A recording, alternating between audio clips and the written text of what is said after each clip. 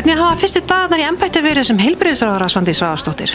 Náttúrulega bara eins og ævintýri.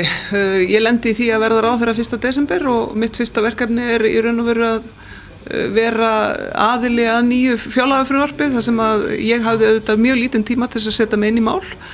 En ég var mjög stolt af því að í þessu nýja frumvarpi að þá sést þess strax staður að við ætlum að gefa í heilbrigðismálum. Við höfum ákveðið að setja þann málaflokk í forgang og vera þar sammála þjóðinni vegna þess að það er það sem að hefur ákallum árum saman að við gerum, að við förum að gefa í fyrir íslenska heilbrigðisþjónustu.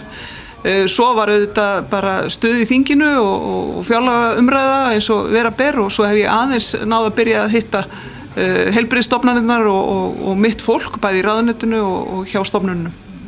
Og þetta er fyrsta heimsókn þín á Landspítala sem ráðherra og hvernig líst þér á? Þessi dag hefur verið ævintýr líkastur í raun og veru vegna þess að við byrjuðum á því að skoða bæði þvottahús og dauðhreinsun og svo eldhús og svo framvegis, þannig að þetta er búið að vera virkilega áhugavert og þetta er svona sá hluti þjónustuna sem að blasir kannski sjaldnast við. Þetta er svona það sem að maður sér ekki, hvorki þegar maður er inniliggjandi eða þegar maður kemur sem aðstandandi inn á hefðbundnar deildir, þannig að ég er mjög þakklátt þeim sem að skipulögðu þessa heimsókn fyrir það að fá að sjá fjölbreytta þjónustu. Svo sat ég með framkvæmdastjórnin í hádeginu og hitti þá náttúrulega, þar var samankomin kannski ein mesta þekking sem að getur verið samankomin á einu fundi á íslensku heilbrigðiskerfi, þannig að ég er vel nestuð fyrir næstu daga.